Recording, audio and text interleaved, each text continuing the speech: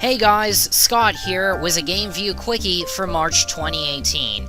As most of you know by now, yesterday on March 12th, the Nintendo Switch got updated to version 5.0, and I want to go over some of the changes with ya. Nothing too major, but a couple of nice quality of life adjustments. So first off, we start up here in the profile page. Now, you'll notice that the glitch regarding playtime has actually been fixed, which is actually pretty nice. It would have been really awful had I lost my Zelda playtime, as you can tell.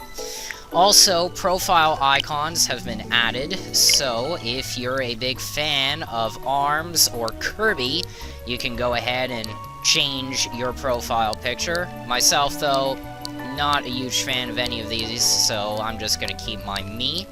But that's just me. And of course, you've got the usual stuff from before.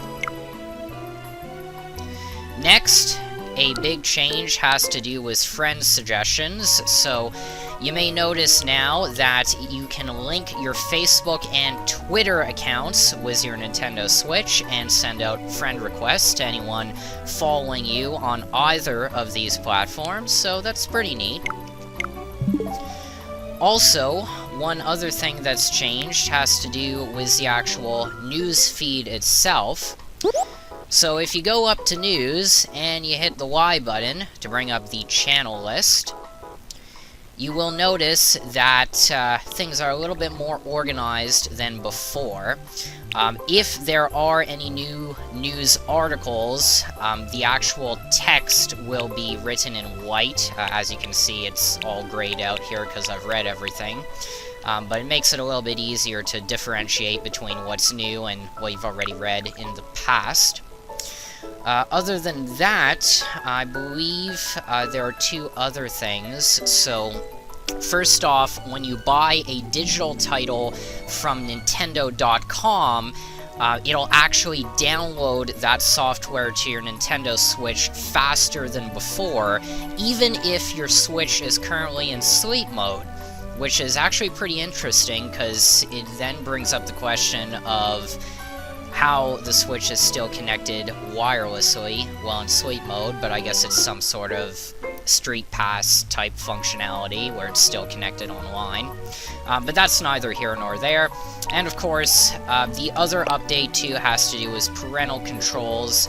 Not really something I use myself, but you can actually use the control stick on your Switch itself to enter your PIN number instead of the touchscreen. But yeah, I think that covers pretty much everything. You can actually check out this news article here talking about the 5.0 update and hit the Update Now button at the bottom of the article if your Switch hasn't already been updated. You can also check your version, as usual, in the system settings. So if you go all the way down here to System, you can see System Update is right there.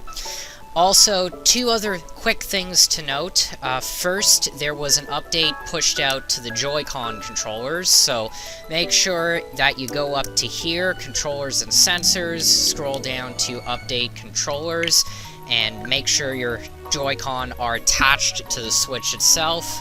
Both of them will be updated. Not quite sure what the update entails. Nintendo likes to be pretty secretive regarding its firmware patches, but there was an update nonetheless, so make sure you guys don't forget about that.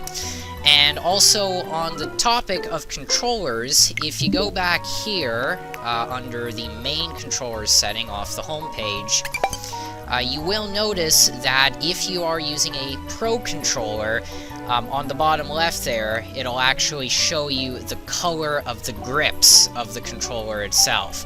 Now, obviously, I only have gray Pro Controllers myself here, but if you have either the pink and green Splatoon Pro Controller or the Xenoblade controller, which is, I think, pink on both handles, those will actually show up here too as well. Would be nice if Nintendo actually came out with Pro Controllers in other colors other than pink. But anyways, just to differentiate between them, you can check them out on this page here. Other than that, that's pretty much it concerning the update. Personally, I'm still waiting for them to throw in themes. Other than that, of course, music would be nice for the menus, and the eShop, Nintendo. Hopefully they're saving that for the online service launch in September. And of course, I think we're all waiting for the Virtual Console. But yeah, other than all those things, not much else to say here. What do you guys want in future updates for the Switch? Let us know in the comments below. And that's it, we're done for tonight. Remember, you can get the latest announcements and updates on your favorite TOONDISE programs by visiting the all-new TOONDISE.com. Also follow us on Twitter at TOONDISE, #GameView. And if you enjoy what we're doing, you can show your support on patreon.com/TOONDISE, and also by hitting that like button. And until next time, I'm Scott, and I'll catch you later.